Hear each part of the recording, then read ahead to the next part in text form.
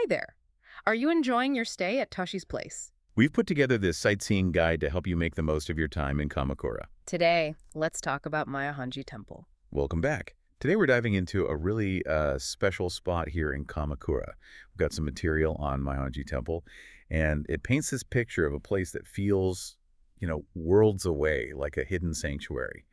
But the really interesting thing, it's actually incredibly close to, well, everything. It really is. Yeah, this time we're focused squarely on Myohon-ji. We've been looking through historical accounts, descriptions, trying to get a feel for it. And our goal really is to unpack its story, Yeah.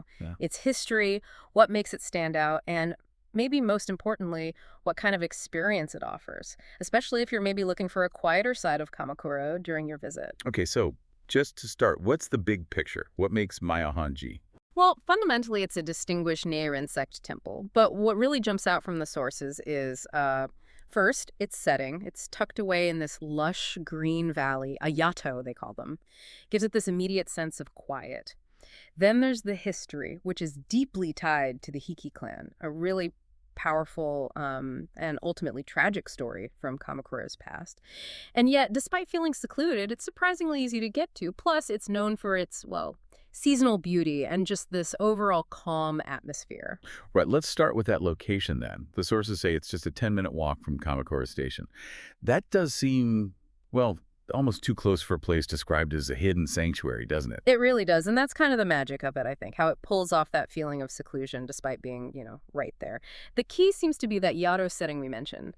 These small valleys are characteristic of the terrain around here. So you step off the main drag, walk a few minutes, and bam, you're enveloped in green. The city noise just fades. It's the landscape itself that creates that serenity. That quick shift sounds amazing. Okay, but underneath that calm surface, there's this heavy history, the Hiki clan. The sources use phrases like wiped out. That sounds intense. Oh, it was. Absolutely. You really can't understand Myohon-ji without grappling with the Hiki tragedy. They were a hugely influential family in the early Kamakura shogunate, very powerful retainers. A big part of their influence came from being maternal relatives of the second shogun, Minamoto no Yori, so, really connected. So wiped out isn't an exaggeration then? Not at all. It refers to a specific, brutal event in the early 13th century, often called the Hiki Rebellion. Though reading between the lines, it seems more like it was orchestrated by the rival Hojo clan, a power grab, basically.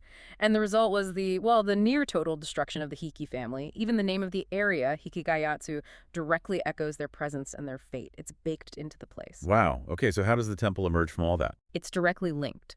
The story goes that there was one sole survivor, a young man named Hiki Yoshimoto. He only survived because he happened to be away in Kyoto when the rebellion, or purge, happened.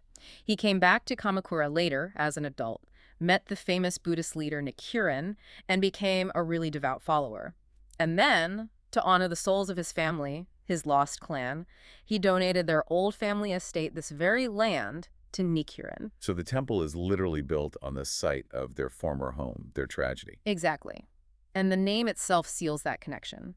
Nichiren gave posthumous Buddhist names to Yoshimoto's parents, Choko for his father and Myohon for his mother. And those names became the temple's official designation, Chokozan Myohon-ji. It's fundamentally a place of remembrance built on this powerful, very sad story. That adds such depth. Okay, let's imagine walking through the grounds now, based on what we've read. What are the main buildings you'd see? Well, the heart of the complex is the Gashodo Hall. That's the main hall, dedicated to Nichiren himself. The sources really emphasize its size, apparently. It's the largest wooden structure of its type in Kamakura. The building you see today isn't the original. It was rebuilt in the early 1800s, Edo period. But still, its scale makes a real impression in that quiet valley. Anything particularly noteworthy inside the Kashoda? Yes, definitely. It enshrines a wooden statue of Nichiren. And what's significant about this one, according to the accounts, is that it's believed to be a Juzo statue. That means it was supposedly created during Nichiren's lifetime. During his actual life, with his, okay. Apparently so, yes, with his permission. And there's this detail that it might be carved from the same timber as other really famous Nichiren statues, like at Kuonji in Yamanashi or Aikagami Honmonji in Tokyo. So that shared origin gives it this extra layer of historical and spiritual importance within Nichiren Buddhism. Right, a direct link back. Yeah. Now, there's also a smaller hall mentioned the Jakushido, another story there, I gather. Ah, yes, the Jakushido. This adds, well, another layer of tragedy, really. It's dedicated to Lady Wakasa. She was the daughter of Hiki Yoshikazu, the head of the clan, and also a concubine of Shogun Minamoto no Yori. The one whose mother was a Hiki, tangled webs. Exactly. Politics and family all mixed up. The legend associated with the Jakushido is that Lady Wakasa couldn't escape during the Hiki Rebellion. And tragically, she ended her own life in a well on the grounds. Oh, that's terrible. And the legend continues, doesn't it? Something about her spirit. It does. It's quite a haunting story. They say nearly 50 years later, her spirit possessed the daughter of a Hojo official one of the rival clan. And through this girl, Lady Wakasa apparently cried out that she was suffering, trapped as a snake underground in Hikigayatsu. A snake. Yeah. It said Nichiren heard of this and intervened. He enshrined her here in the Jakushido as the deity Jakushi Daimyojin. The idea was to, alleviate her suffering, bring peace to her spirit. So the hall is literally about easing that past trauma. Is the well still there? Yeah. The one from the story. It is. The sources mention the Jagata, no eye, well, right next to the Jakushido. It's still there, a physical marker of that legend, and they still hold a monthly memorial service there on the first of the month. It really shows how that history isn't just history, it's still actively remembered and honored. The past really does feel present there. But alongside all this history, you said nature is a big draw. How does that valley setting play out through the seasons? Right. This is where the temple offers that sense of, well, peace and beauty. The valley setting means it's just naturally green and lush, and that changes dramatically, beautifully throughout the year. It's a big part of its appeal. So starting with spring, Yeah. what would we see? Spring sounds lovely. You get various kinds of cherry blossoms, Sumeyoshino, the weeping ones, double-flowered types, all blooming near the Goshodo. But what's apparently really special is what comes after the cherries, the flowering crabapples. Myohon-ji is apparently considered one of the top 3 spots in Kamakura for crabapples. Oh, interesting. Yeah, and there's even this specific large crabapple tree that famous writers like Nakahara Chuya and Kobayashi Hideo supposedly loved. Bit of literary history there, too. Nice touch. Okay, moving into summer. Early summer brings different colors, light purple irises, and these really bright orange trumpet creepers. And then, of course, the rainy season means hydrangeas. We hear they bloom a little later here compared to other famous hydrangea spots in Kamakura, usually peaking around late June, early July, maybe a bit less crowded. Good tip. And autumn. I imagine that's stunning in a valley. Absolutely. For autumn colors, usually late November to late December, you get the maples and ginkgo trees turning those incredible reds and golds. Set against the dark temple wood, it must be quite a sight. Does winter have its own kind of beauty, too? It seems so. The sources mention plum blossoms bringing some early color and scent, and they specifically mention snowfall, how it transforms the grounds into something like a traditional ink painting. Serene. So yeah, it sounds like whenever you might visit, nature offers something beautiful and calming. Definitely sounds like a place worth visiting multiple times. Beyond the buildings and the nature, any other hidden treasures or things visitors can actually do there? There are a couple of key things. One is a pretty major cultural artifact, the bronze unpan. An unpan. What is that exactly? It's a type of bronze instrument shaped like a cloud, traditionally used in temples, to call monks for prayers or signal rituals.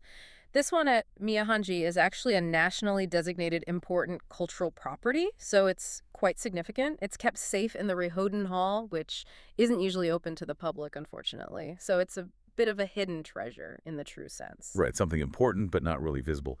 What about activities for visitors? Yes, they offer shakyo, which is sutra copying. This sounds like a really special experience. You do need to book it in advance, but you get to sit in this quiet study room.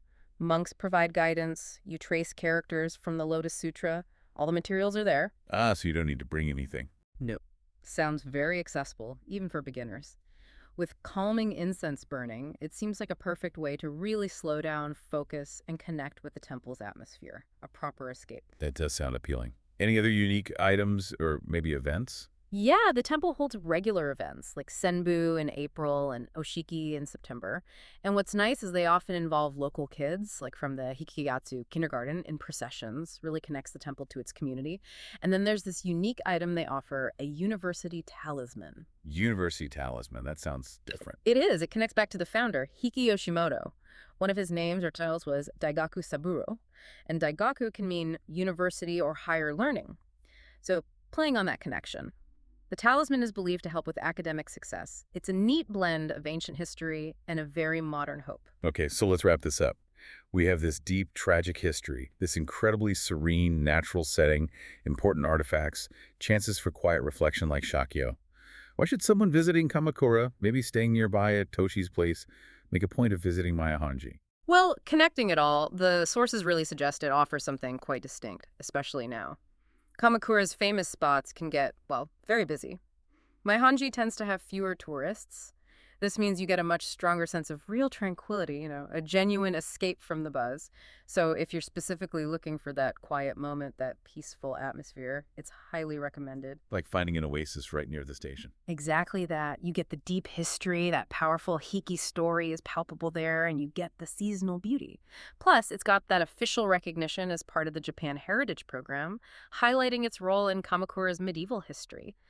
It feels like an authentic piece of the city's past, still living and breathing. And finding it is definitely easy. Yep, super straightforward. The sources are clear, just a simple 10-minute walk from Kamakura Station. Couldn't be much more convenient, really. It's fascinating how a place born from such intense tragedy, the Hiki clan story, Lady Wakasa's sorrow, could be transformed, founded to honor souls, becoming this place of peace and nature. It really makes you think about how places hold on to their history, all those layers, yet still offer sanctuary. What'd you think? We hope you'll make even more wonderful memories at Toshi's place.